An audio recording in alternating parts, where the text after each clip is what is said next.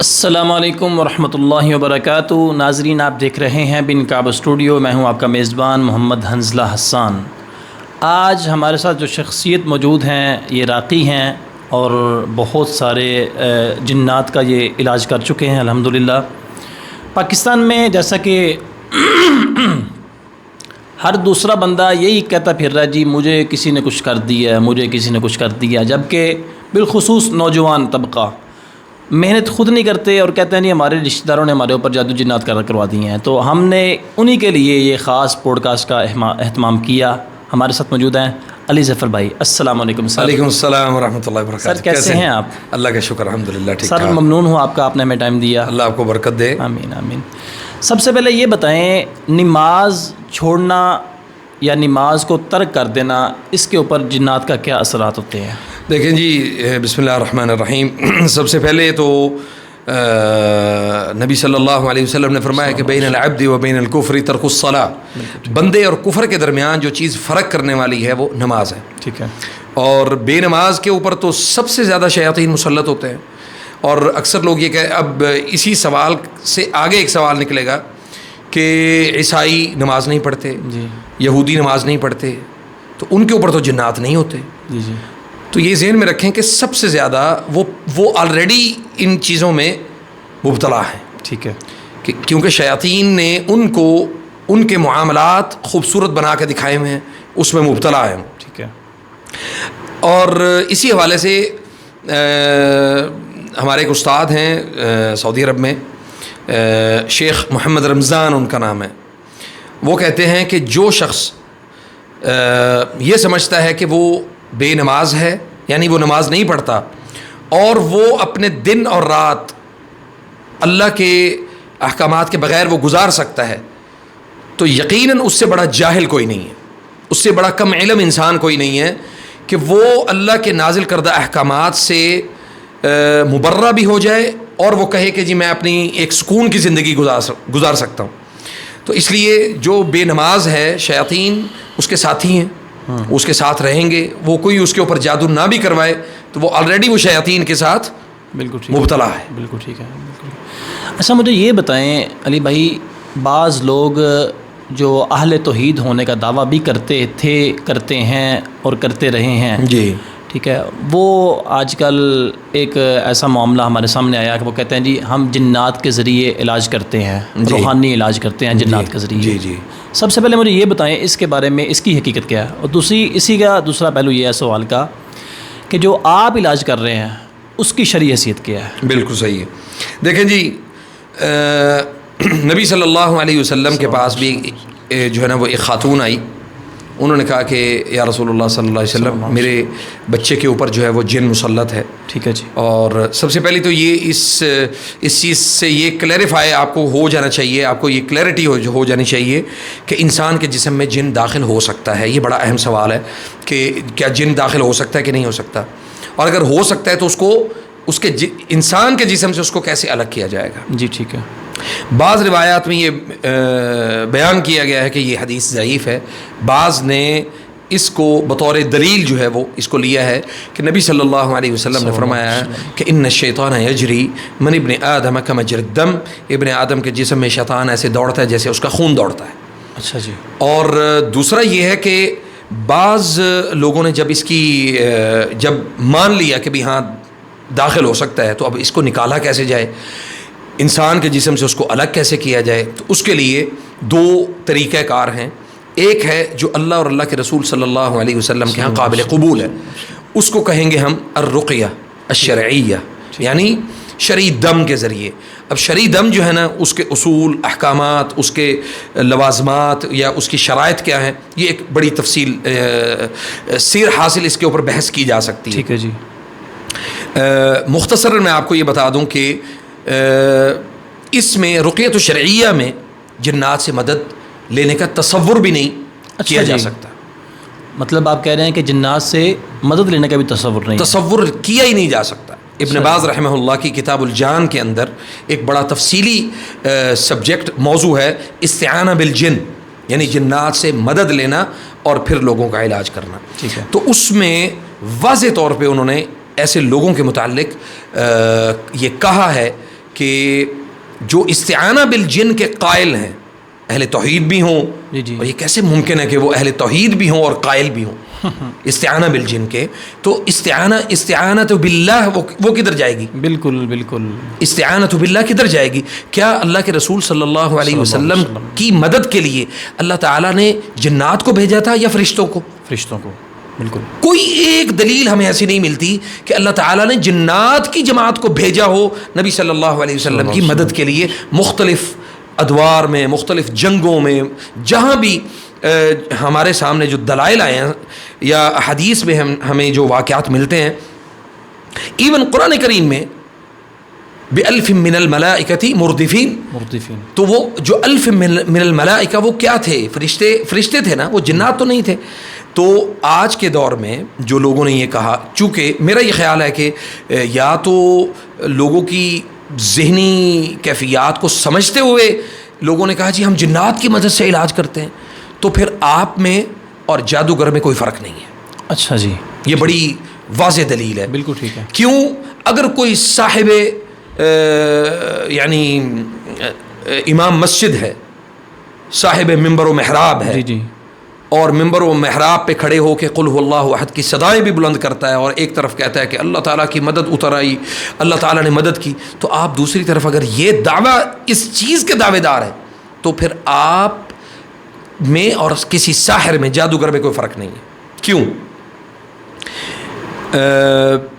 سب سے پہلے تو آپ یہ دیکھیں کہ جادوگر آپ کے معاملات کو کیسے جانتا ہے.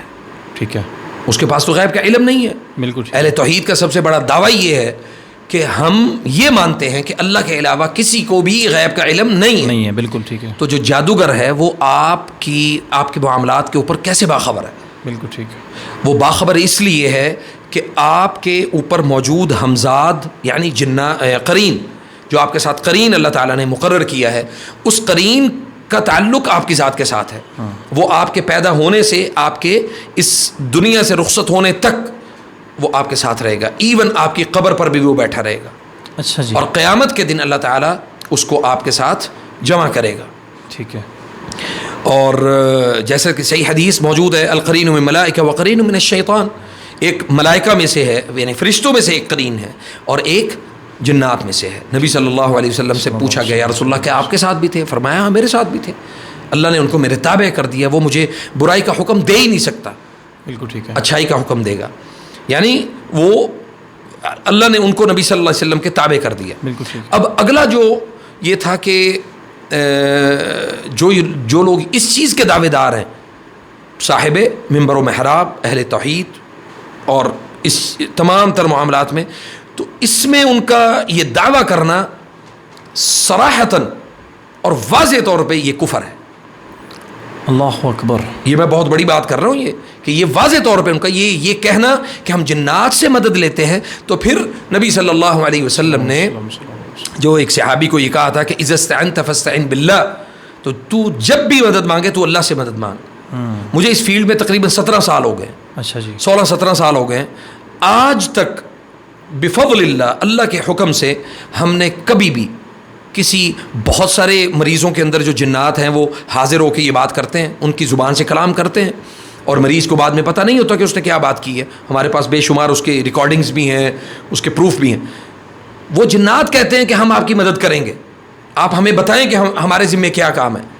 مثلاً کہ کسی کا جادو نکال کے لانا, جی جی, کسی کے جادو کے متعلق آپ کو خبر کرنا, یا پھر یہ کہنا کہ آپ کس جگہ پہ, مطلب اس کا جادو دفن کہاں پہ ہے, ان کو جادو کھلایا گیا پلایا گیا. وہ کہتے ہیں ہم آپ کو ساری معلومات فراہم کرتے ہیں. ٹھیک ہے. بظاہر ہمیں یہ لگتا ہے کہ یہ بڑا اٹریکٹیو اور بڑا بہترین کام ہے کہ ہم لوگوں کو اس کے ذریعے سے امپریس کر لیں گے. ہاں جی. لیکن دوسرا اس کا نقطہ یہ ہے کہ آپ واضح طور پہ لوگوں کو کفر کی طرف لے کے جا رہے ہیں. مطلب آپ یہ کہنا چاہ رہے ہیں کہ اگر وہ آپ کو جن یہ کہہ رہا ہے کہ آپ بتائیں میں آپ کے لیے کیا کر سکتا ہوں, جی سمپل, اگر آپ اس سے مدد لے لیتے ہیں تو پھر مطلب اس کو آپ کفر کہہ رہے ہیں. میں اس کو کفر اس لیے کہتا ہوں, اس کی دلائل موجود ہے نا. ٹھیک ہے. کیونکہ پہلی بات یہ ہے کہ آپ کسی بھی جن کی بات کا یقین نہیں کر سکتے. ٹھیک ہے. کیوں نہیں کر سکتے؟ اس لیے کہ آپ کے پاس وہ جب بھی کوئی خبر لائے گا وہ ہمیشہ جھوٹ ہی لائے گا. اچھا جی ٹھیک ہے. اکثر خاندانوں میں لڑائیاں اور جھگڑوں کی بنیادی وجہ یہ جھوٹ ہے. بالکل ٹھیک ہے. کسی نے کہہ دیا جی فلاں نے فلاں کے اوپر جادو کیا, تو اب ہمیں کیسے پتہ چلے گا؟ ہمیں اس کا تعین کرنے کے لیے اللہ کی مدد درکار ہے. بالکل ٹھیک ہے. ہم کیا دعا کریں گے کہ یا رب اللہم ارنا مکان السحر, یا اللہ ہمیں جادو کی جگہ دکھا. تو کیا اس دعا کے بدلے میں کوئی یہ شخص کہہ سکے گا کہ اے جن مجھے جادو کی جگہ دکھا؟ نہیں. تو جس نے واضح طور پہ یہ اس آیت کا انکار کر دیا نا کہ ادعونی استجب لکم, جی جی, آپ وہ کام اس سے لے رہے ہیں جو آپ کی خواہش, آپ کی نفسیات, آپ کی طبع اور آپ کے مزاج کے خلاف ہے. بالکل ٹھیک ہے. مجھے اور آپ کو اگر اللہ تعالیٰ نے وما خلقت الجن والانس الا لیعبدون کی اس ایک دائرے کے اندر پیدا کیا ہے عبادت کے, تو کسی اور سے دعا کا یعنی دعا اور پکارنا یہ کفر نہیں ہے. اگر یہ کفر نہیں ہے تو پھر اس کے علاوہ کفر ہم کس کو کہتے ہیں؟ ہم اور لوگوں کو یہ کہیں کہ جی آپ دربار پہ جا کے کسی مزار پہ جا کے آپ سجدہ کرتے ہیں تو یہ کفر ہے. آپ وہاں پہ جا کے دعا کرتے ہیں یا صاحب قبر ادرکنی, یا اے صاحب قبر میری حاجت کو, میرے معاملات کو, میری کیفیات کو آپ پورا کرو. تو پنجابی میں کہتے ہیں نا کہ بھی میری انہاں دے اگے تے انہاں دی انہاں دے اگے. تو پھر اس میں یہی آپ اصول دیکھیں اس کا کیا ہے, ادعونی استجب لکم, کہ جب بھی تم مجھے پکارو تو ہم کس کو پکار رہے ہیں؟ اللہ کو چھوڑ کے کس کو پکار رہے ہیں؟ جن کو. تو بھائی میری مدد کر. تو جو اللہ کے علاوہ آپ جس کو مددگار سمجھتے ہیں وہ بھی غیب کے معاملے میں, تو وہ کفر ہے. بالکل ٹھیک. کوئی شخص یہ کہے کہ جی میں اور بڑے سے بڑا, میں اس میں میرا بڑا بالکل کلیئر سٹانس ہے کہ جو شخص اس بات کا دعوے دار ہے کہ میں جنات کی مدد کے ذریعے سے آپ کا علاج کروں گا, وہ کفر پر ہے, وہ کفر پر ہے, وہ کفر پر ہے. بالکل ٹھیک ہو گیا, بالکل ٹھیک ہو گیا. اچھا, آپ کے ہی متعلقہ یہ ایک سوال ہے جی. تصوف اور طریقت کی شرعی حیثیت کیا ہے؟ چونکہ تصوف اور طریقت نے ہی میرا خیال ہے یہ سارے معاملات جو بنے ہوئے ہیں پاکستان. دیکھیں اس میں بڑی واضح طور پہ امام ابن قیم رحمہ اللہ, امام شیخ ابن باز رحمہ اللہ اور حافظ ابن حجر اسقلانی, انہوں نے تصوف کے اوپر بے شمار کتب کو تصنیف کیا, بے شمار کتب کا کریڈٹ جو ہے نا وہ الحمدللہ ان بڑے علماء کو وہ جاتا ہے, اللہ ان کو جزائے خیر دے. انہوں نے تصوف کو اور قرآن و سنت کو الگ الگ بیان کر دیا. تصوف یعنی صوفیزم, جی جی, اس کا تعلق جو ہے وہ جنات کے ساتھ ہے. اچھا جی. جی, اس کا تعلق جنات کے ساتھ کیوں ہے؟ آپ بڑے سبحان اللہ, یہ بہت سارے ہمارے ناظرین بھی جو ہے نا وہ حیران ہوں گے کہ یار تصوف کا جنات کے ساتھ کیا تعلق ہے؟ بالکل بالکل ایسے. دیکھیں نبی صلی اللہ علیہ وسلم کی رحلت کے بعد آپ نے وہ حدیث پڑھی ہوگی, سنی ہوگی کہ بہت قریب ہی کچھ ایسے لوگ پیدا ہوئے یا کچھ ایسے لوگوں نے جو ہے نا وہ نبی صلی اللہ علیہ وسلم کے فوراً بعد ہی ایک مسجد کے اندر کھجور کی گٹھلیوں کے اوپر جو ہے نا وہ ذکر کا ایک مجلس اس کا تعین کر لیا. ٹھیک ہے. تو صوفیزم کی بنیاد بھی مجالس ذکر سے ہے, یعنی ذکر سے مراد یہ ہے کہ بھئی اللہ اور دوسرے تیسرے اللہ کے ناموں کو پکارنا, اور بے شمار ہمارے سامنے ویڈیوز بھی آتی ہیں. تو اس میں قوالی, اس میں دف, اس میں میوزک, یہ انسٹرومنٹس, ان کو اسلام کے ساتھ جوڑنے کی کوشش کی جاتی ہے کہ یہ اسلامی طرز عمل ہے. ٹھیک ہے. کہ اگر آپ میوزک کی تھاپ پہ ذکر کریں گے تو آپ کے اندر وجد پیدا ہوگا اور آپ کے اندر الحا اور خشوع پیدا ہوگا. جی جی جی. حالانکہ اللہ تعالیٰ نے جو اس کا جو تذکرہ کیا ہے وہ آپ کے ذکر یعنی اللہ کے ذکر کے ساتھ ہے نا, کہ ہمارے جو دل ہیں وہ کس کے ذکر کے ساتھ راحت پاتے ہیں؟ اللہ کے ذکر کے ساتھ. تو اللہ کا ذکر جو ہے اس کو کرنے کا طریقہ کیا نبی صلی اللہ علیہ وسلم نے ہمیں نہیں بتایا؟ بالکل بتایا. تو تصوف اور طریقت, اور پھر اس کے بعد یہ ہمارے بہت سارے گروپ ہیں, بہت ساری جماعتیں ہیں, کل حزب بما لدیہم فرحون, جو کچھ بھی ان کے ہاتھ میں ہے نا وہ اس کے اوپر وہ راضی ہیں کہ جی ہم جو ذکر کرتے ہیں اور وہ ہمیں اللہ کے قریب کرتا ہے. بعض جو سفید پگڑیوں والے بھی موجود ہیں وہ جناب وہ کہتے ہیں جی ہم آپ کے دل کو جاری کریں گے, آپ کے دل کا جو ذکر ہے اس کو جاری کریں گے. تو ہمارے ایک جاننے والے تھے, میں تھوڑا سا واقعہ یہاں پہ ایڈ کرتا ہوں. تو انہوں نے کہا جی میں ایک جگہ پہ گیا, تو ان کی ڈیوٹی تھی, تو اپنی ڈیوٹی پوری کرنے کے لیے اس جگہ پہ گئے. تو انہوں نے کہا کہ بھی میں نے دیکھا کہ یہ تو بڑا مطلب یہ جو کرنٹ والے مولوی جن کو آپ سنتے ہیں معاشرے میں, انہوں نے کہا جی میں جب وہاں پہ گیا تو میں نے نا اپنے اوپر یعنی آیت الکرسی, قل هو اللہ احد, قل اعوذ برب الفلق, قل اعوذ برب الناس, اور اپنے آپ کو اللہ کی حفاظت میں دے دیا. ٹھیک ہے, سبحان اللہ. وہ کہتے ہیں کہ بھی انہوں نے لاکھ کوشش کر لی, میرا دل جاری نہیں ہوا. وہ کیوں نہیں ہوا جاری مطلب یعنی وہ دل کی حرکت جو ہے نا, وہ آپ بیٹھے ہوتے ہیں تو وہ جو ذکر سن رہے ہوتے ہیں, ذکر سننے کے ساتھ ساتھ آپ کے دل کی دھڑکن جو ہے نا وہ تیز ہو جاتی ہے. اچھا جی. اس جو میں نے ابھی پہلے تھوڑی دیر پہلے ایک حدیث کوٹ کی کہ نبی صلی اللہ علیہ وسلم نے فرمایا کہ ان الشیطان یجری, یعنی وہ آپ کے جسم میں دوڑتا ہے. من ابن آدم کما یجری الدم, آپ کے جسم میں شیطان ایسے دوڑتا ہے جیسے آپ کا خون دوڑتا ہے. تو شیطان اس شخص کے بدعت والے ذکر کے اوپر راضی ہوتا ہے, خوش ہوتا ہے, اور خوش ہونے کے بعد وہ آپ کے جسم میں وہ دوڑنے لگتا ہے. پھر آپ کا جسم جو ہے وہ اس کے اندر تھرلنگ پیدا ہوتی ہے, آپ کا جسم حرکت کرنے لگ جاتا ہے, جس کی وجہ سے لوگ یہ سمجھتے ہیں کہ اس کے اندر وجد ہے. آپ دیکھیں ڈھول کی تھاپ کے اوپر لوگوں کا جسم کا تھر تھرانا, یہ صوفیت میں, صوفیزم میں یہ عام ہے, عام معروف سی بات ہے. جی وہ دھمال ڈلی, اور آپ نے وہ بھی سنا ہوگا ایک قصہ کہ جو یہاں پہ وہابی ہے, اہل حدیث ہے, دیوبندی ہے, بریلوی ہے, جو بھی ہے, جو دھمال نہیں ڈالے گا وہ فلاں ہے, اس کو گالی نکالی. جی. اب اس کا معنی یہ ہے کہ جو ڈھول کی تھاپ ہے اس کے اوپر جس شخص کے اندر تھرلنگ پیدا ہوتی ہے نا, اس شخص کے اندر شیطان ہے, اس کے اندر جن ہے. تو اس کا انفلوئنس آپ دیکھیں کہ شیاطین کا انفلوئنس ہمارے معاشرے میں کتنا زیادہ ہے. جی آپ تصور نہیں کر سکتے. صوفیزم کا تعلق بنیادی طور پہ اسلام کے ساتھ نہیں ہے. ٹھیک ہے, اسلام کے ساتھ اس لیے نہیں ہے کہ نبی صلی اللہ علیہ وسلم نے فرمایا کہ میں آپ کے درمیان صرف 2 چیزیں چھوڑ کے جا رہا ہوں, کتاب اللہ و سنتی و سنت الخلفاء الراشدین المہدیین. کسی صحابی سے ہمیں دھمال ثابت نہیں ہوتی, کسی صحابی سے ہمیں صوفیزم کا جو تصور ہے وہ ثابت نہیں ہوتا, کسی صحابی سے, ایون تابعین سے بھی ہمیں کوئی ایسا عمل ثابت نہیں ہوتا کہ جس کی وجہ سے اجتماعی ذکر کی مجالس کو ان کا انعقاد کیا جائے, اور اس انعقاد کے اوپر جو ہے نا وہ دف بجا کے لوگوں کو دلوں کو جاری کرنا, اور دلوں کے اندر حرکات پیدا کرنا, اور لوگوں کو امپریس کرنا کہ دیکھیں ہمارے اس کا تعلق کس کے ساتھ ہے. اب اس کا اسی سوال کا دوسرا جو جواب ہے وہ یہ ہے کہ لوگ یہ سمجھتے ہیں کہ صوفیزم اللہ کے قریب کرتا ہے.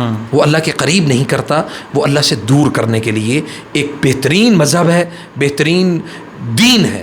اللہ کے ہاں جو دین ہے وہ اسلام ہے. ان الدین عند اللہ الاسلام فمن یبتغی غیر الاسلام دینا فلن یقبل منہ. اس دین کے علاوہ کوئی کچھ بھی لے کے آ جائے فلن یقبل منہ, اس سے وہ قبول نہیں کیا جائے. بالکل ٹھیک ہے, بالکل ٹھیک ہے. علی بھائی ریسنٹلی شاید 1 سال سے ایک معاملہ چل رہا ہے, پیر حق خطیب صاحب ہیں ہمارے پاکستان میں, جی عرف شف, جی ٹھیک ہے. ایک اینکر صاحب ہیں اقرار الحسن صاحب, ان کے پیچھے پڑے ہوئے ہیں, ہاتھ دھو کے پڑے ہوئے ہیں, ٹھیک ہے. تو آپ کیا سمجھتے ہیں پیر حق خطیب صاحب کا جو طریقہ علاج ہے, سب سے پہلے میرا سوال یہ ہے کہ وہ شرعی ہے؟ نہیں, اسی سوال کا نا دوسرا سنیے گا. اگر مطلب کوئی عالم یا علماء بیٹھ کے, یا جو معالج روحانی معالج بیٹھ کے اس کو, یا جو انہوں نے پیرامیٹرز طے کر رکھے ہیں کہ یہاں تک ہمیں اللہ کے نبی صلی اللہ علیہ وسلم ثابت ہے کہ ہم یہاں تک کر سکتے ہیں, اس کے علاوہ کچھ نہیں. جی اگر ایسا نہیں ہے, پیر حق خطیب صاحب کا طریقہ علاج غیر شرعی ہے, تو وہ عالم کیوں نہیں اس کو معاملے کو درست کرتے؟ پہلی بات.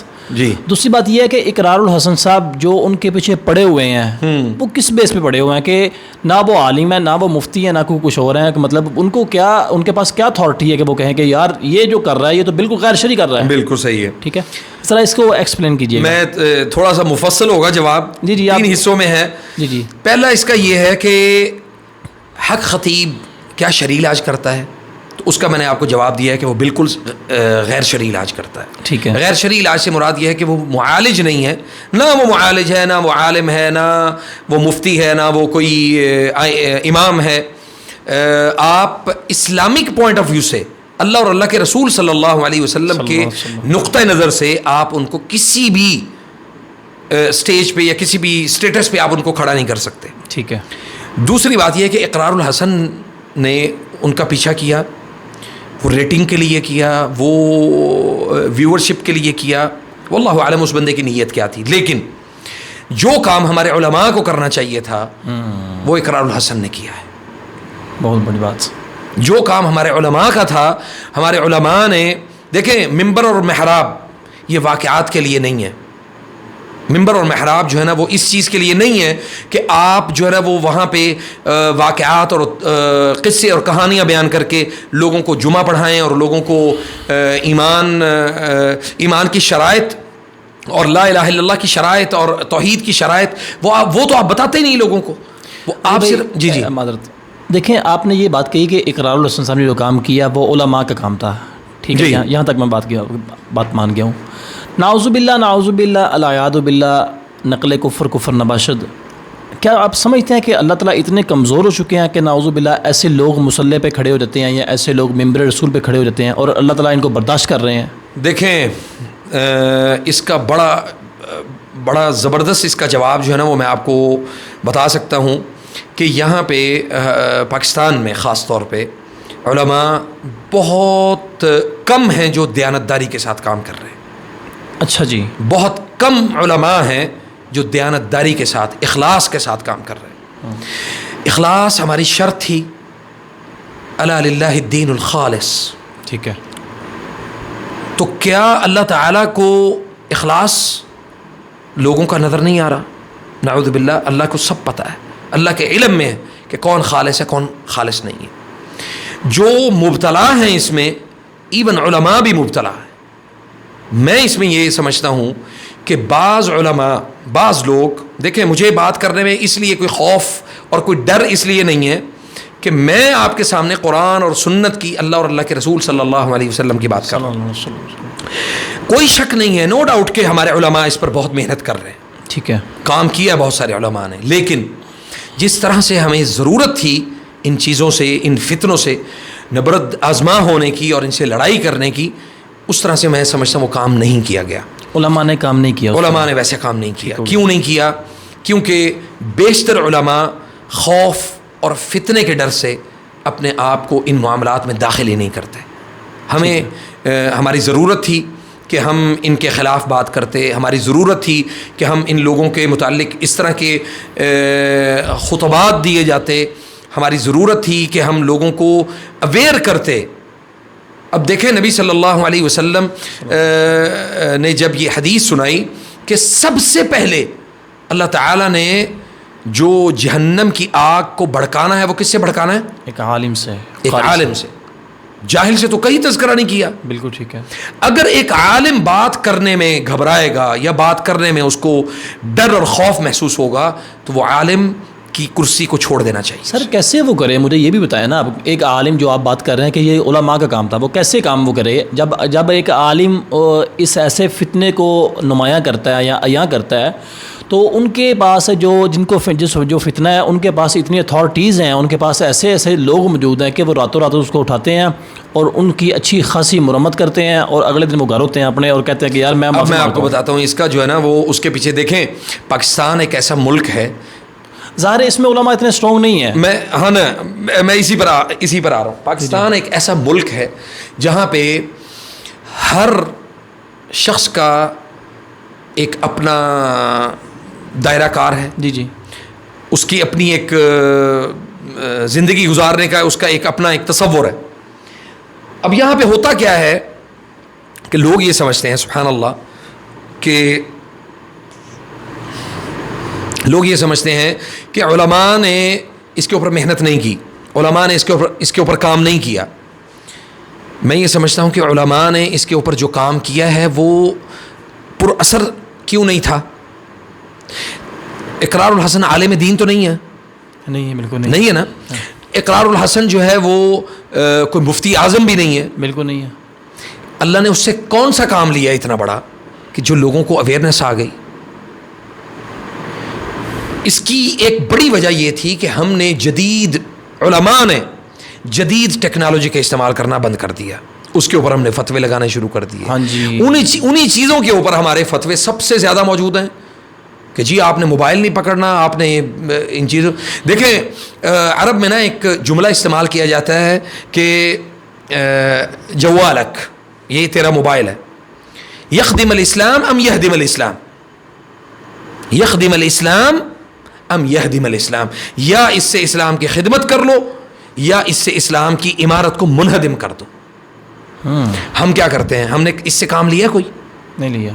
علماء نے واٹس ایپ پہ بہت سارے گروپس موجود ہیں, بہت سارے ایسی سبحان اللہ, میں کوئی عالم دین نہیں ہوں, میں کوئی بہت زیادہ کوئی پڑھا لکھا انسان نہیں ہوں, میں طویلب ہوں, طالب بھی نہیں, ہم طویلب ہیں, ہم ذرے ہیں علم حاصل کرنے والے.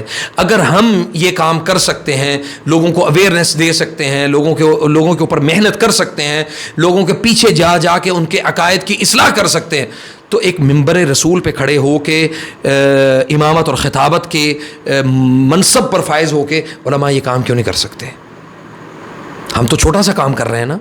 علماء کو, جن کو اللہ تعالیٰ نے توحید کا خاصہ, توحید کی یعنی یہ امامت جو ہے یہ توحید کا منصب ہے, تو توحید کے منصب پہ اللہ نے جن کو بٹھا دیا ہے, مجھے یہ بتائیں کہ کیا وہ یہ کام نہیں کر سکتے تھے؟ کر سکتے تھے. اپنا جمعہ خطبہ ریکارڈ کرتے, یوٹیوب پہ دے دیتے, اپنا جمعہ خطبہ ریکارڈ کرتے, لوگوں کو اویئر کرتے, بھلے وہ شارٹ کلپ بنا کے لوگوں تک پہنچاتے. بہت سارے کر رہے ہیں علماء, لیکن جس طرح اقرار الحسن نے سوشل میڈیا کا استعمال کر کے لوگوں کو اویئر کیا ہے, کیا کسی عالم دین کے اندر اتنی قوت اور اتنی طاقت تھی؟ دوسری بات کہ یہ جو چیز تھی یہ بڑی خطرناک ہے, یہ جو میں ابھی ڈسکس کرنے جا رہا ہوں, وہ یہ کہ اس کی اتنی اتھارٹی ہے کہ وہ راتوں رات بندے کے اوپر حملہ کرتے ہیں اور اس کو مارتے ہیں, اس کو زد و کوب کرتے ہیں. ناصر مدنی صاحب کو جناب انہوں نے اٹھایا, جی ایسی ہے, ٹھیک ہے, انہوں نے شف شف کیا, مطلب 2-4 دفعہ انہوں نے شف شف کی آوازیں لگائیں, اور اس کے بعد ان کی شف شف کا مذاق اتنا اڑا, اور شف شف کا تعلق ہی نہیں ہے اسلام میں. نبی صلی اللہ علیہ وسلم نے کہیں بھی ایک حدیث ہمیں ایسی مل جائے نا کہ نبی صلی اللہ علیہ وسلم نے شف کے ذریعے سے علاج کیا کسی کا. ہاں, قرآن کریم میں اللہ تعالیٰ نے فرمایا ہے وَمِن شَرِّ النَّفَّاثَاتِ فِي الْعُقَدِ, یہ جو گرہ کے اوپر پھونکیں مارنے والیاں ہیں. پھونک کیسے مارتی ہیں؟ وہ پھونک ایک نفخ اور ایک نفث. نفث کہتے ہیں یہ والی پھونک کو, یہ جو شف سرکار مارتا نا, یعنی یہ والی پھونک ہوتی ہے نفث, اور نفخ وہ پھونک ہے جو نبی صلی اللہ علیہ وسلم نے ہمیں بتایا ہے. ٹھیک ہے, نفخہ. اچھا جی, اب اس میں کیا ہوتا ہے کہ انہوں نے وہ مارتا ہے جادوگروں والی پھونک, اور اس کے جادوگر ہونے میں کوئی دو رائے نہیں ہے شف سرکار کے. اچھا جی, ایک نمبر کا ساحر ہے, جادوگر ہے. میں اس کے اوپر اللہ کی قسم اٹھا کے کہہ سکتا ہوں, اس کے اوپر میرے پاس 1000 نہیں بے شمار ایسے دلائل موجود ہیں. اور اس کی بنیاد کیا ہے آپ دیکھیں, قرآن کریم نے کثرت کو زیادہ پرومیننٹ کیا ہے یا اقلیت کو کیا ہے؟ اکثریت کو پرومیننٹ کیا ہے. اکثریت کے متعلق یہ ہے وَلَكِنَّ أَكْثَرَ النَّاسِ لَا يَعْلَمُونَ وَلَكِنَّ أَكْثَرَ النَّاسِ لَا يُؤْمِنُونَ لَا يَفْقَهُونَ لَا يُؤْمِنُونَ. اکثر الناس, تو اس کے پاس کیا ہے؟ اکثریت ہے اس کے پاس. ان لوگوں کی ہے جو جاہل ہے, جن کو علم ہی نہیں ہے. میں ان لوگوں کو جاہل اس لیے کہہ رہا ہوں کہ وہ جہالت کی بنیاد پہ علم حاصل کرنے کی کوشش ہی نہیں کرتے. اب ایک آدمی پچھلے دنوں میرے پاس آیا رقیہ کے لیے, تو جیسے رقیہ کروایا کہتے جی ہم ذرا داتا دربار پہ حاضری بھی دیں. لا حول ولا قوت الا باللہ. میں نے کہا یار آپ قرآن کریم سے علاج کروا رہے ہو, آپ قرآن کریم, میں آپ کے اوپر محنت کر رہا ہوں, آپ میری کی ہوئی محنت کے اوپر پانی پھیر رہے ہو یار. آپ کو یہ تو نہیں کرنا چاہیے. ادھر آپ ایک طرف یہ بات کرتے ہیں جی میں قرآن اور سنت کے مطابق میں نے علاج کروانا, دوسری طرف آپ کہتے ہیں جی کیوں؟ اس لیے کہ وہ ان لوگوں کا مذہب بن چکا ہے. میں عقیدہ نہیں کہتا اس کو, یہ مذہب بن چکا ہے. لوگ یہ سمجھتے ہیں کہ دربار پہ جا کے ہم حاضری دیں گے تو ہمارے جو ہے نا پاپ دھل جائیں گے. جو جہان کا چرسی بھنگی لفنگی سب درباروں پہ بیٹھے ہوئے, مکہ اور مدینہ میں حرمین کی سرزمین پر آپ مجھے لفنگی بھنگی اور چرسی دکھا دیں. ایک آپ بھنگی لفنگا چرسی آپ وہاں پہ مجھے نہیں دکھا سکتے جو اپنے کپڑے اتار کے اپنے بے لباس ہو کے اللہ اور اللہ کے رسول کے جو دربار ہے مکہ اور مدینہ حرمین کی سرزمین کے اوپر آپ مجھے ایک بندہ دکھا دیں. کیا اللہ تعالیٰ کو یہ لوگ جو ہیں وہاں پہ اچھے نہیں لگتے؟ اس جگہ پہ اگر یہ اللہ کے اتنے قریب ہیں، قربت والے لوگ ہیں، اور بابا جی جو صاحب قبر ہیں سبحان اللہ علی حجویری رحمہ اللہ، اگر وہ اتنے طاقتور تھے یا اتنے وہ مضبوط تھے تو وہ اپنی اس حدود کے اندر ان لوگوں کا صفایا کیوں نہیں کر سکے؟ تو حق خطیب نہیں، اس کو باطل خطیب کہنا چاہیے. حق نام ہی اس شخص کے لیے غلط ہے، باطل خطیب بھی نام نہیں لینا چاہیے. ہاں اس کو باطل قوال آپ کہہ سکتے ہیں، یعنی قوال کہتے ہیں بھونکنے والے کو، جو بہت زیادہ بھونکتا ہے، اونچی آواز میں بھونکنا اور لوگوں کو سبحان اللہ اللہ اور اللہ کے رسول صلی اللہ علیہ وسلم کے نام کے اوپر اور اس کے اوپر لے کے آنا کہ جی ہم آپ کے لیے ختم نبوت کے ہم علم بردار ہیں. آپ کو کس نے کھڑا کیا ہے جی؟ آپ ڈیزائننگ کر کے اور اتنا خوبصورت لباس پہن کے ایسے لگتا ہے جیسے دلہا جو ہے نا وہ ابھی تیار ہو کے آیا ہے اور جناب وہ لوگوں کے درمیان میں آ کے کھڑا ہو جائے گا. اس سے پہلے کا عمل میں آپ کو بتاتا ہوں کہ وہ کیا کرتا ہے، جس کی وجہ سے اس شف شف کی پھونکوں کے اندر لوگوں کو لگتا ہے، حالانکہ مجھے نہیں لگتا، بالکل بھی میں نے یقین نہیں کیا، لوگوں کو یہ لگتا ہے کہ جی ہمارے معاملات ٹھیک ہو گئے. ایک تو میں نے آپ کو سٹارٹنگ میں نے آپ کو ایک چیز بتائی تھی کہ ان الشیطان یجری کما جری الدم، ابن آدم کے جسم میں شیطان دوڑتا ہے، یہ ہمیں کلیئر ہو گیا. اب کیا جو لوگ وہاں پہ گئے ہیں ان کے جسم میں شیطان نہیں دوڑ رہا ہوگا؟ دوڑ رہا ہوگا. جو شیاطین کا سردار یعنی جنات کا سردار اس شخص کے ساتھ معلق ہے وہ ان کو حکم دے گا کہ بھئی ان کے جسم چھوڑ دو، وہ ان کے جسم چھوڑ دے گا. لوگ سمجھیں گے ہمیں شفا مل گئی، ہم ٹھیک ہو گئے. اس کے اوپر عقیدہ لوگوں کا بند جاتا ہے کہ یار دیکھو ہمیں تو شفا ملی ہے، ہم تو اس وجہ سے اس بندے کے دربار پہ جاتے ہیں. یہ سارے اعمال باطلہ کرنے سے پہلے وہ شخص اپنے باپ کی قبر کے ساتھ چکر لگاتا ہے. یہ حق خطیب صاحب، باطل خطیب صاحب، جی ٹھیک ہے. وہ سب سے پہلے اپنے اس کے چکر لگائے گا، وہ چکر لگا کے اس کے بعد اس نے اللہ اور اللہ کے رسول کی نافرمانی کر لی بنیاد میں، بالکل، اور پھر اس کے بعد جو ہے وہ وہاں پہ یہ کام کریں گے کہ سارے معاملات کرنے کے بعد وہ آج تک آپ کو نہیں پتا چلے گا کہ اس بندے نے اپنی زبان سے پڑھا کیا ہے. آپ اس کا تصور بھی نہیں کر سکتے. کیوں؟ اس لیے کہ ایسے اعمال باطلہ کرنے والے لوگوں کو شیاطین کا مکر اور فریب، ان کو یعنی ان کا مکر اور فریب یہ ہے بطور حکم یہ ہے کہ آپ نے ہمارے ساتھ ایک معاہدہ کرنا ہے کہ جو ہم آپ کو کلمات سکھائیں گے وہ آپ لوگوں کو نہیں بتائیں گے. یہ جادوگر کی پہلی علامت ہے. اچھا جی. بڑی علامت یہ ہے اس کی. اور جادوگر جو ہے وہ پھر جب وہ الفاظ ادا کرے گا تو وہ لوگوں کے اوپر اس کی تاثیر منتقل ہوگی. ٹھیک ہے. اس معاملے میں اس سارے سینیریو میں آپ یہ کہنا چاہ رہے ہیں کہ حق خطیب جو ہے جس کو آپ نے باطل خطیب کہا، جی، وہ بالکل غیر شرعی، اور بلکہ آپ نے یہ بھی کہا کہ وہ جادوگر ہے. 1000%، 1000%. مجھے کوئی عار نہیں ہے اس شخص کے متعلق ایسا جملہ ادا کرنے میں کہ جو بد سے بدتر ہو. ٹھیک ہے. کیوں؟ آپ لوگوں کے عقیدوں کے ڈاکے عقیدوں کے اوپر ڈاکہ ڈالتے ہیں. ٹھیک ہے. آپ لوگوں کی اللہ کے نام پہ دی جانے والی نظر و نیاز جو لوگوں نے اللہ کے نام پہ دینی تھی، آپ ان نظر و نیاز کے اوپر ڈاکہ ڈالتے ہیں جو لوگ اللہ کو چھوڑ کر آپ کے دربار میں لا کے ادا کرتے ہیں. ٹھیک ہے. آپ بھلے 1 روپیہ چارج نہ کرتے ہوں. ٹھیک ہے. اس سارے معاملے میں، اس سارے سینیریو میں اقرار الحسن صاحب نے جو اپنا کردار ادا کیا ہے، جی، اقرار الحسن صاحب کو کیا کہنا چاہیں گے؟ میں جی اس سارے معاملے میں اپریسیشن میری طرف سے تو بہت زیادہ ہے. وہ اس لیے ہے کہ جو کام ہمیں کرنا چاہیے تھا وہ انہوں نے کیا.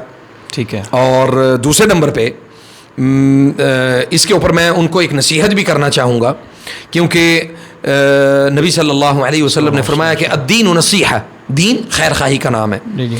اگر اقرار الحسن صاحب ان تمام تر معاملات میں کودنے سے پہلے اور لوگوں کی جو تنقید کا سامنا کرنے سے پہلے اگر وہ یہ کر لیتے کہ اپنے ساتھ کسی عالم دین کو جوڑتے, کسی اہل توحید کو جوڑتے, اور کسی ایسے شخص کو جو مفکر, مدبر, فقی, ہر لحاظ سے علماء کے تمام شرائط کو پورا کرتا ہوتا, اس کو ساتھ جوڑتے اور وہ کہتے کہ بھئی ہاں جی آپ ہمیں بتائیں کہ اس شخص کی شرعی حیثیت کیا ہے.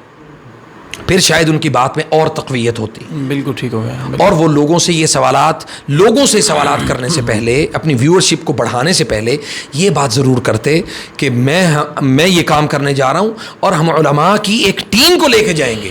وہ خود کود پڑے, اور اس میں پھر انہوں نے, چونکہ ہمارے اکثر اینکر حضرات کو بھی, چونکہ آپ نے دیکھا ہوگا کہ بہت سارے درباروں پہ جا کے انہوں نے بہت سارے حملے بھی کیے, یعنی حملے سے مراد یہ نہیں کہ توڑ پھوڑ کی, بلکہ وہاں پہ جا کے انہوں نے پیروں کو پکڑا, فقیروں کو پکڑا. اقرار الحسن کا ایک ریکارڈ ہے کہ انہوں نے جعلی لوگوں کو بہت وہ کیا.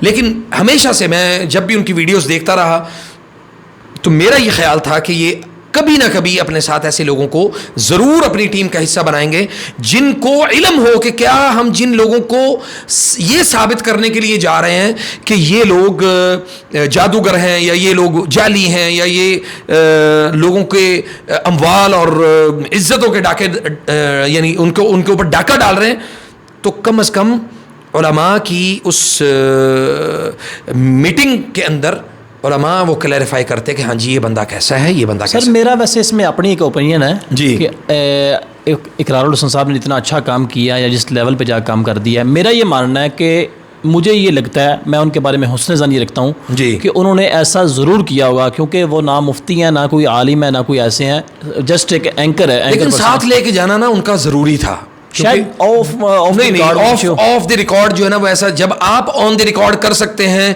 تو آپ علماء کو آن دی ریکارڈ کیوں نہیں لا سکتے؟ جیسے میں نے پہلے کہا نا کہ مطلب علی بھائی دیکھیں, پاکستان میں علماء کو وہ اپروچ نہیں ہے علماء کی, کہ مطلب ان کے پاس وہ اتھارٹیز نہیں ہے, ان کے پاس. تو ہماری یہ کمزوری ہے نا, تو اس کمزوری کا حل کیا ہوگا؟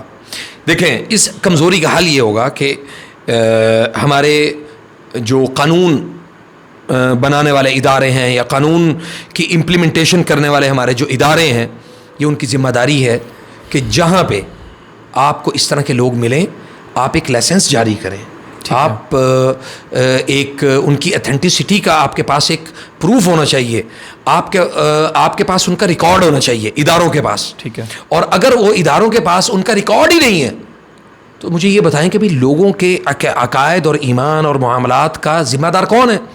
ٹھیک ہے, ریاست ہے. اگر ریاست یہ کام نہیں کرے گی نا تو ہر چھوٹا بڑا بوڑھا جوان ہر کوئی یہ کام کرے گا.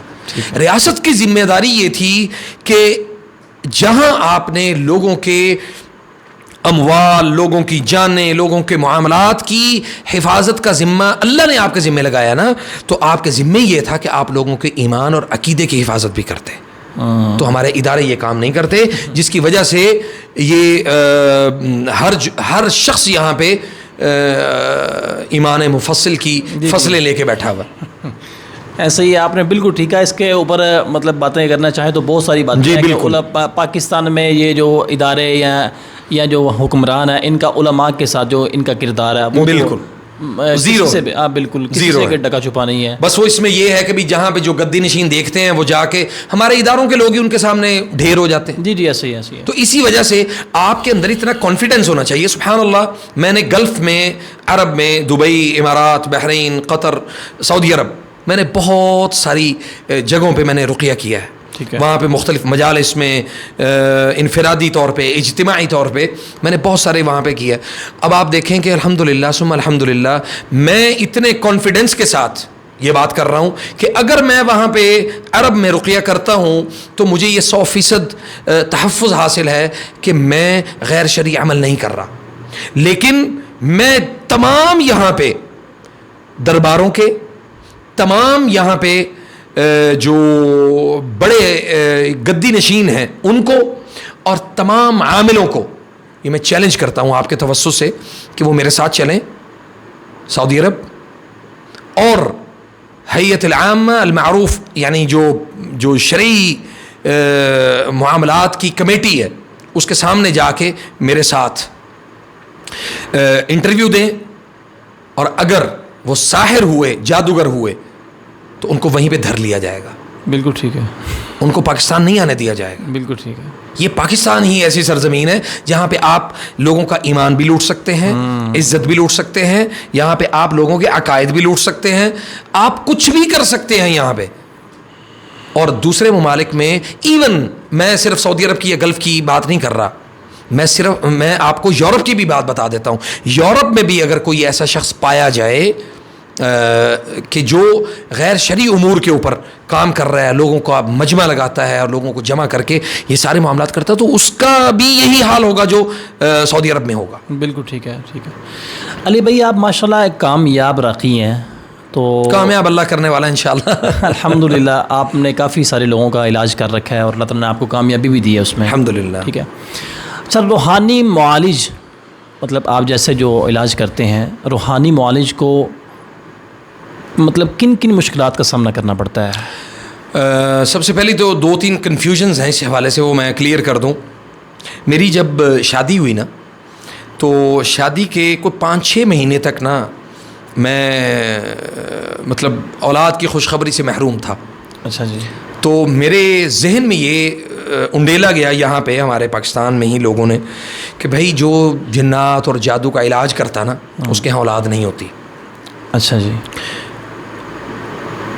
لیکن میں نے اس کے اوپر جب شیخ سے میں نے مشورہ کیا, جو میرے استاد ہیں, سعودی ہیں ماشاءاللہ وہ, میں نے جب ان سے سوال کیا تو میں نے کہا کہ شیخ یہ کیا ہے معاملہ. انہوں نے کہا کہ بھئی تیرا توکل کدھر ہے, اللہ پر ہے یا لوگوں پر؟ میں نے کہا شیخ اتوکل علی اللہ, میں تو اللہ پہ بھروسہ کرتا ہوں. تو انہوں نے کہا تو خلاص چپ کر جاؤ, مطلب آپ کو زیادہ اس کے اوپر جو ہے نا وہ پریشان ہونے کی ضرورت نہیں ہے, جو اللہ نے تیرے مقدر میں لکھا ہے وہ اللہ تجھے دے دے گا. پہلی مشکل تو مجھے یہ محسوس ہوئی, لیکن پھر جب میں نے دیکھا کہ میرا معاملہ علاج کے پوائنٹ آف ویو سے اللہ اور اللہ کے رسول کے بتائے ہوئے دائرے کے اندر ہے نا, تو مجھے پریشان ہونے کی ضرورت نہیں. اور رمضان کا مہینہ تھا, تو ٹھیک جمعے والے دن میں مرید کے سے فیصل آباد جاتا ہوتا تھا جمعہ پڑھانے کے لیے. بس کی چھت پہ بیٹھ کے جانا, پھر وہاں پہ 3 کلومیٹر پیدل چل کے آگے جو ہے نا وہ گاؤں میں جمعہ پڑھانا. میں نا وہاں سے اترا تو میں سوچ رہا تھا کہ یا اللہ میرا یہ عمل غیر شرعی تو نہیں ہے, میں اپنے آپ سے اور اللہ سے باتیں کر رہا ہوں. ٹھیک ہے. میں نے کہا یا اللہ اگر میرا یہ عمل غیر شرعی ہے, اللہ اور اللہ کے رسول صلی اللہ علیہ وسلم کے بتائے ہوئے طریقے کے خلاف ہے, تو یا اللہ یہ اس عمل کی توفیق ہم سے چھین لے. بالکل ٹھیک ہے. نمبر 2, اگر یہ عمل غیر شرعی ہے تو اللہ مجھے توفیق دے کہ میں عمل جو ہے نا وہ شرعی کروں, قرآن سنت کے مطابق کروں, اور میں اس دائرے کو نہ ترک کروں جو اللہ اور اللہ کے رسول صلی اللہ علیہ وسلم کا. نمبر 3, مجھے صاحب اولاد کر دے. تو الحمدللہ جمعے والے دن ہی مجھے شام کو مجھے خوشخبری ملی, اور میں نے اللہ کا شکر ادا کیا, اور میں نے کہا کہ یا رب تیرا شکر ہے الحمدللہ. تو اللہ تعالیٰ نے پھر مجھے بیٹا دیا سہل, جس کے نام سے میری کنیت ہے ابو سہل. اچھا جی, پھر اس کے بعد اگلا جو مرحلہ تھا وہ یہ تھا کہ مختلف سٹارٹنگ میں آپ کو سٹارٹنگ کی بات کر رہا ہوں. اب تو اللہ کے فضل سے جس ہم راستے سے گزرتے ہیں, اگر کوئی ایسا معاملہ ہو بھی تو وہ اللہ کی توفیق سے وہ شیاطین وہ جنات ہمارے راستے ہی چھوڑ دیتے ہیں. بالکل ٹھیک ہے. اور بعض دفعہ تو ہم کسی کو ابھی دیکھتے ہیں, کچھ پڑھتے بھی نہیں ہیں, تو وہ جنات ویسے ہی حاضر ہو جاتے ہیں. اچھا جی. اللہ کے فضل و کرم سے ماشاءاللہ. الحمدللہ. اس وقت یہ ہوتا تھا کہ مجھے خوف کی کیفیت بہت ہوتی تھی. پھر بعض اوقات ہماری گاڑی کا ایکسیڈنٹ کروا دیا جاتا تھا. جانور ہماری گاڑی میں لگتے تھے اور گاڑی کا ایکسیڈنٹ ہو گیا, تباہ ہو گئی گاڑی آگے سے, اور جانور ہمیں ملا ہی نہیں.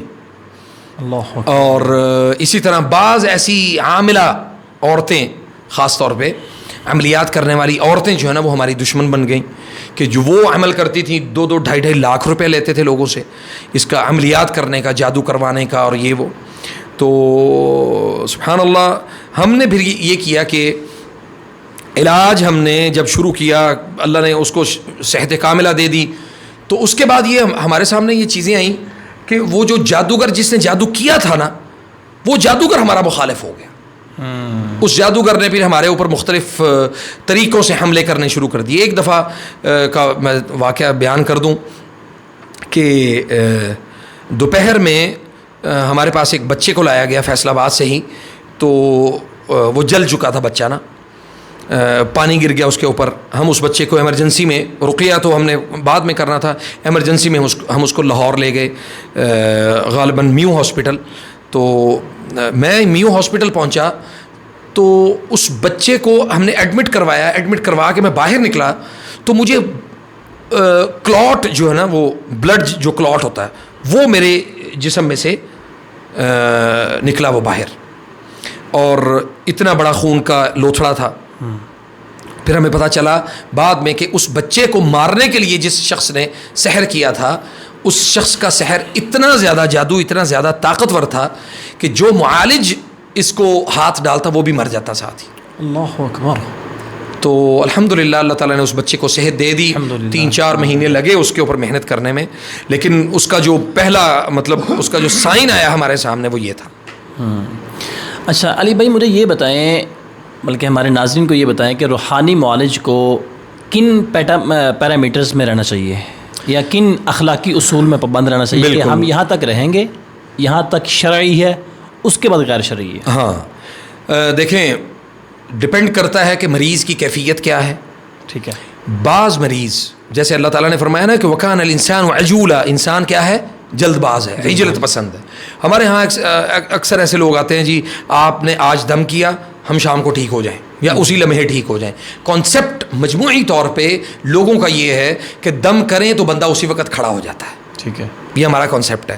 جی بابا جی نے دم کیا، لنگڑا تھا، معذور تھا، وہ ایک دم چلنا شروع ہو گیا، جیسے یہ شف صاحب کا. جی بالکل، انہوں نے صاحب نہ کیا کرو. اچھا جی. تو اس میں نا انہوں نے لوگوں کا یہ کانسیپٹ بن گیا کہ ہم دم کریں گے نا یا دم کروائیں گے تو ہم بہترین ہو جائیں گے. ٹھیک ہے. ہمارے سینٹر پہ ایک آدمی کو ایسا بھی لایا گیا جو قریب المرگ تھا. اچھا جی. فوت ہونے والا تھا. ان کے گھر والوں نے یہاں سے ان کو اٹھایا غالباً وزیر آباد سے، تو ان کو لے کے آئے وہاں پہ سینٹر میں. میں اندر بیٹھا اپنے کیبن میں رقیہ کر رہا تھا، تو رقیہ کرتے کرتے وہ انہوں نے رقیہ سنا، رقیہ سنتے سنتے وہ شخص فوت ہو گیا وہی سینٹر پر. اب اگر کوئی جاہل شخص ہوتا تو وہ ہمیں سب سے پہلے ہمارے اوپر پتہ کیا کام کرتا، وہ کہتا جی 302 وہ انہوں نے دم کیتا.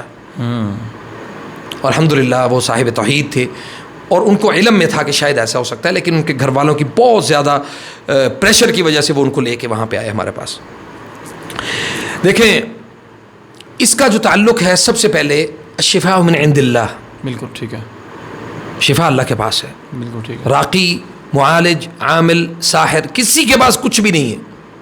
اگر کوئی شخص یہ کہتا ہے کہ بھئی شفا آپ میرے پاس آئیں گے تو آپ کو شفا مل جائے گی، وہ ساحر ہے، جادوگر ہے. ٹھیک ہے. شفا کا دعوے دار، جو شخص شفا کا دعوے دار ہے وہ اللہ تعالیٰ کی جو اصول اور ضوابط ہیں اس کے اوپر اس کا دعویٰ ہے. ٹھیک ہے. وہ دعویٰ اگر یہ کرتا ہے تو نعوذ باللہ من ذالک وہ اللہ تعالیٰ کی صفات میں دعوے دار ہے. اللہ اکبر. ٹھیک ہے. ٹھیک ہے.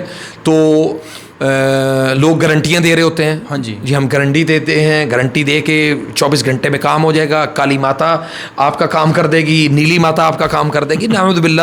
تو جو بنیادی جو اس کا یعنی جو اصول ہیں، حدود آپ ان کو کہہ لیں، جو حدود ہیں وہ حدود اللہ ہے.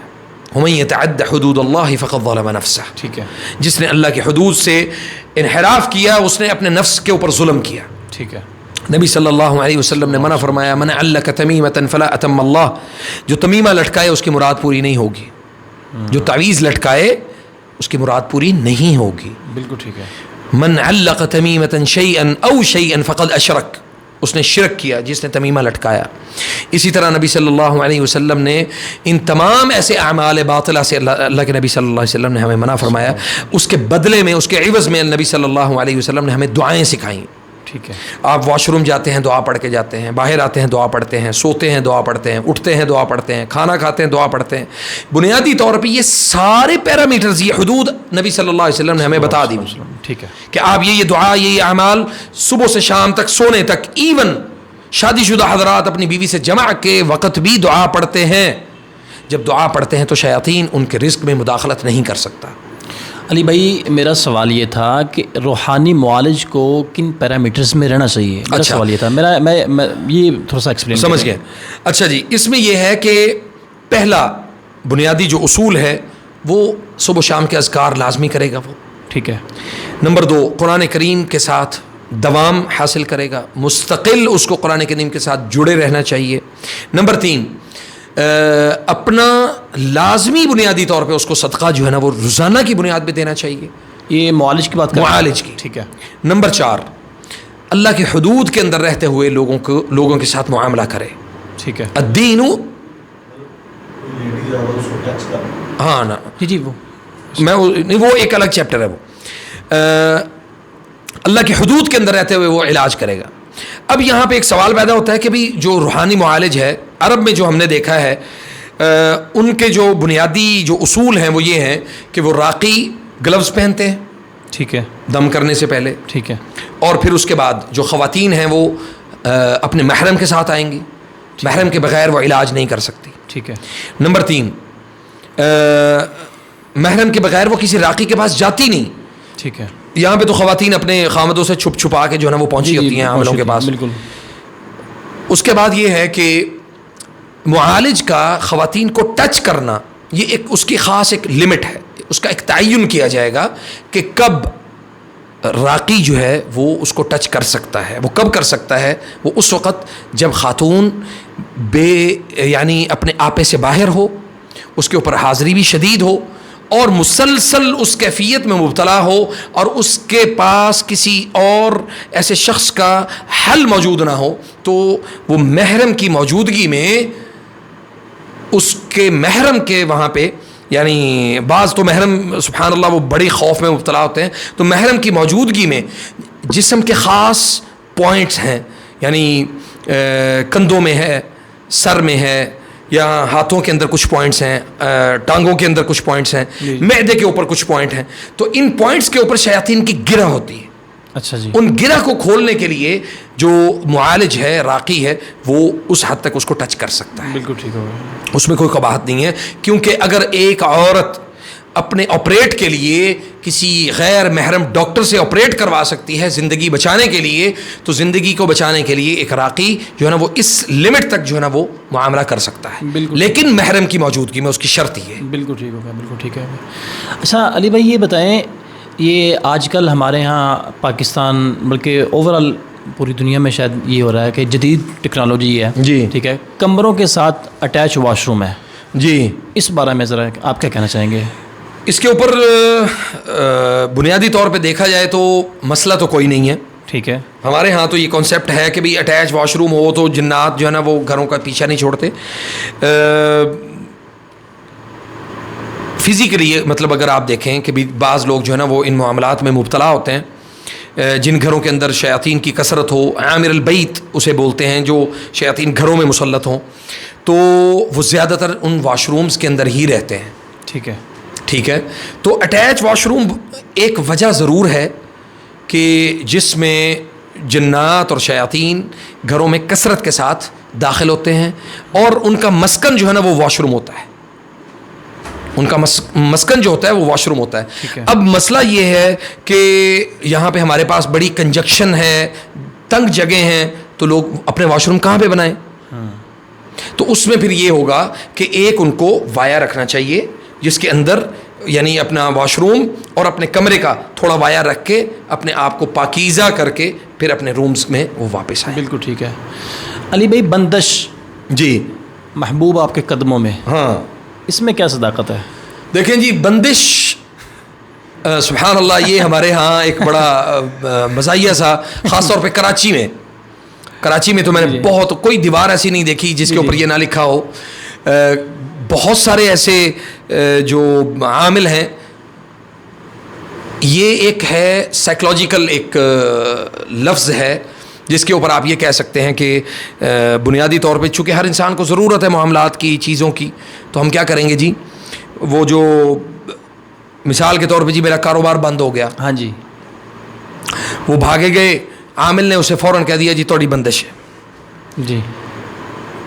اب اس بندش کو کھولنے کے لیے جی 1.25 تولہ وہ لگے گی زعفران، اس کے اوپر ہاں کالا بکرا لگے گا، مرغی لگے گی، اور اسی طرح اس کے اوپر وہ ہمیں جو ہے نا وہ کستوری لگانی پڑے گی، ہاں جی، اور پورا آپ کا عمل تیار کر کے وہ ہمیں دفن کرنا پڑے گا. یہ جو چیزیں مانگنے والے ہیں نا، مثلا ایک آدمی نے کہا جی مجھے زعفران چاہیے، ایک آدمی کہتا ہے جی مجھے کستوری چاہیے، مجھے بکرا چاہیے، اور جناب مجھے کالی مرغی لا کے دو. یہ سب عامل ہیں، عامل ہے، عامل جادوگر، ساحر. ٹھیک ہے، ساحر ساحر ساحر کیوں ساحر ہے؟ ان سب نے یہ ساری چیزیں شیاطین کے لیے لوگوں سے یعنی آپ سے حاصل کر لیں. ٹھیک ہے، اس کے بعد وہ کہیں گے جی چونکہ ان کے معاہدے ہیں کہ آپ نے یہ کام کروانا ہے، پھر اس شخص کو اس سے روکا جاتا ہے کہ آپ نے پانی کے قریب نہیں جانا، آپ نے فلاں کام نہیں کرنا، آپ نے فلاں کام نہیں کرنا.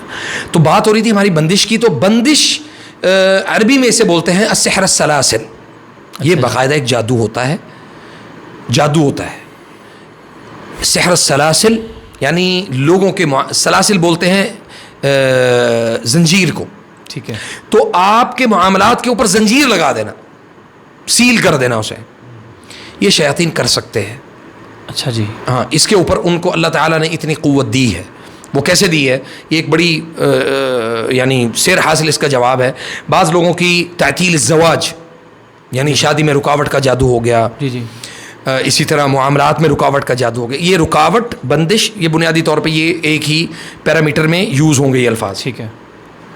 اب اس میں ہوتا کیا ہے کہ جو جادو ہے اس کے لیے سارے اعمال جو ہے نا وہ باطلہ وہ ادا کرنے ہیں، اور کسی بھی شخص کی تصویر یا تالا یا اس طرح کے معاملات لے کے اس کی کاروبار کو، اس کی چیزوں کو بند کر دیا جاتا ہے. ٹھیک ہے، اچھا بند کرنے کے لیے یہ ہوتا ہے کہ بھئی انہوں نے تالا لگا دیا، اس کا مطلب یہ نہیں کہ اس کا کاروبار بند ہو گیا، نہیں، اس بندے کے اوپر وہ سحر کا اثر ہوتا ہے، جادو کا، اور وہ شخص ان معاملات میں اتنا مبتلا ہوتا ہے کہ وہ اپنے کاروبار سے اکتا جاتا ہے. اپنے کاروبار پہ بیٹھنے کو دل نہیں کرے گا، گھبراہٹ ہوگی. بعض لوگوں کے ہمیں دکانوں سے یا بعض بڑے جو تاجر ہیں ان کی مختلف ایسی جگہوں سے ہمیں وہ تعویذ اور وہ کیل اور وہ تالے وہ ہمیں برآمد ہوئے ہیں. اچھا جی، جن کے اوپر سحر السلاسل یعنی بعض تو یہ ہوتا ہے ہاں جی بندش کا جادو کر کے اس کو رکھ دیا جاتا ہے. اب اس کا حل قرآن و سنت کے مطابق ہونا چاہیے نا.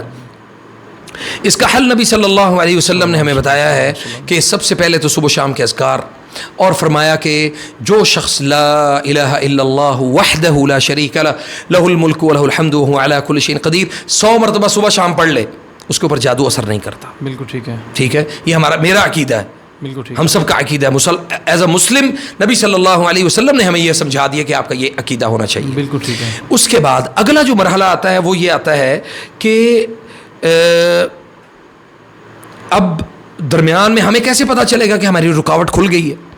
آپ کو اس کے ساتھ ساتھ محنت بھی کرنی ہے. خالی یہ نہیں کہ بھئی ہاں جی منہ کھول کے بیٹھے رہیں تو منو سلوا آپ کے منہ میں اتر جائے گا، بلکہ آپ کو یہ کرنا ہے کہ آپ قرآن و سنت کے مطابق جو اس کے علاج کے جو نقاط ہیں اس کو اختیار کریں اور اس کے اوپر اپنا عمل جو ہے نا وہ مکمل کریں. بالکل ٹھیک ہے، بالکل ٹھیک ہے. اذکار کا تعین، اذکار کی تعداد کا تعین، بعض لوگ کہتے ہیں جی درود تنجینہ پڑھ لیں، فلاں پڑھ لیں، فلاں پڑھ لیں، اس بارے میں شرعی کیا ہے؟ نبی صلی اللہ علیہ وسلم نے فرمایا کہ کل بدعۃ ضلالہ الضلالۃ فی النار. کل بدعہ، ہر پیدا ہونے والی اسلام میں نئی چیز بدعت ہے. ٹھیک ہے. بدعت کا ہمارے ہاں تصور بہت مختلف ہے کہ جی ہم نے مختلف چیزوں میں مثلا نظر و نیاز کو غیر اللہ کے نام پہ دی جانے والی چیز کو بھی ہم نے بدعت یعنی 2-4 چیزوں کو ہم بدعت سمجھتے ہیں. ٹھیک ہے. حالانکہ اس سے بڑی بدعت کیا ہوگی کہ نبی صلی اللہ علیہ وسلم نے ہمیں بتایا کہ آپ نے یہ تعداد یعنی بتائی ہوئی ہے ہمیں کہ آپ نے قرآن اتنی دفعہ یعنی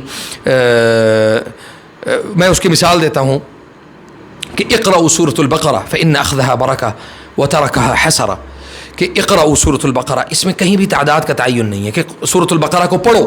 ٹھیک ہے. یہ نہیں کہا کہ آپ نے اس کو 41 دفعہ پڑھنا ہے، یہ کہا ہے کہ پڑھو. ٹھیک ہے. اور یہ بھی کہیں نہیں، پوری حدیث میں کہیں نہیں کہا کہ آپ نے پورا پڑھنا ہے. ٹھیک ہے. آپ اس کو چند حصوں میں پڑھ لیں. فإن أخذها برکہ، اس کا اخذ کر لینا، اس کو پکڑ لینا برکت کا باعث ہے. ٹھیک ہے. ٹھیک ہے. تو تعداد کا تعین جب آپ کریں گے تو اس کا مطلب ہے کہ اس چیز کے اوپر کسی ایسے شخص نے تجربہ کیا ہے وہ قرآن و سنت کے بتائے ہوئے اذکار کے علاوہ میں بات کر رہا ہوں. جو قرآن و سنت کے بتائے ہوئے اذکار ہیں ان کی تعداد کا تعین نبی صلی اللہ علیہ وسلم نے ہمیں بتا دیا. بالکل ٹھیک ہے. مثلا لا الہ الا اللہ وحدہ لا شریک لہ 100 مرتبہ صبح پڑھیں, 100 مرتبہ شام کو پڑھیں. ٹھیک ہے. اکثر قول لا الہ الا اللہ, کثرت کے ساتھ آپ لا الہ الا اللہ کہا کرو. جددوا ایمانکم, اپنے ایمان کی تجدید کیا کرو, اپنے ایمان کو تازہ کیا کرو. ہمارا ایمان کمزور پڑتا ہے.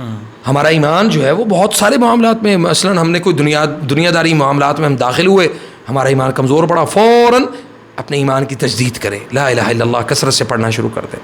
اسی طرح 10 مرہ 10 مرتبہ درود ابراہیمی جو ہے وہ آپ صبح پڑھیں, شام کو پڑھیں. درود تنجینہ, گنجینہ, یہ بہت سارے ایسے درود مناجات, پتہ نہیں کیا کیا درود جو ہے نا وہ ہمارے ہاں ان کا رواج ہے. جی جی.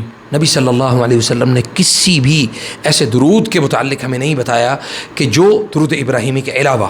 بالکل ٹھیک ہوا ہے, بالکل ٹھیک ہوا ہے. اور خاص طور پہ جمعہ کے دن کثرت سے درود ابراہیمی کو پڑھا جائے.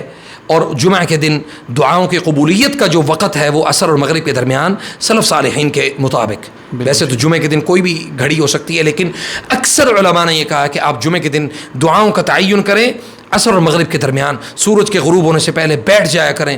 بعض میں نے عرب میں آج بھی میں نے دیکھا ہے کہ جمعہ کے دن عصر اور مغرب کے درمیان مساجد میں رش ختم نہیں ہوتا. اچھا جی. عصر اور مغرب کے درمیان اکثر لوگ جو ہیں وہ اپنی تلاوت, قرآن, دعائیں مغرب تک وہ بیٹھے رہتے ہیں مساجد کے اندر. اور گھروں میں باقاعدہ مصلی پکڑ کے بیٹھ جاتے ہیں اور چھوڑتے ہی نہیں ہیں جب تک مغرب کی اذان کی آواز نہ سن لیں. سبحان اللہ. تو ہمارے ہاں یہ تصور ہی نہیں ہے. بالکل نہیں ہے. تو اس سے پھر ہماری دعائیں کیسے قبول ہوں. ہمارے کیونکہ ہمارا جو تعلق باللہ ہے وہ بہت کمزور ہو گیا, بہت زیادہ کمزور ہے. ہم معاملات اور چیزوں میں اتنا الجھ گئے ہیں کہ ہم دین کو بھول ہی گئے ہیں. ایسا ہی ہے, بالکل ایسا ہی. علی بھائی آپ کا بہت شکریہ, جزاک اللہ خیر. آپ نے ہمیں اپنے قیمتی وقت سے ٹائم دیا, اللہ آپ کو برکت دے. جی بہت ممنون ہوں آپ کا. انشاءاللہ باذن اللہ. ناظرین یہ تھی آج کی ہماری پوڈ کاسٹ, بہت ہی اچھی پوڈ کاسٹ رہی, آپ کے لیے بہت مفید ثابت ہوگی انشاءاللہ. ابھی کے لیے اجازت دیجیے. السلام علیکم ورحمۃ اللہ وبرکاتہ.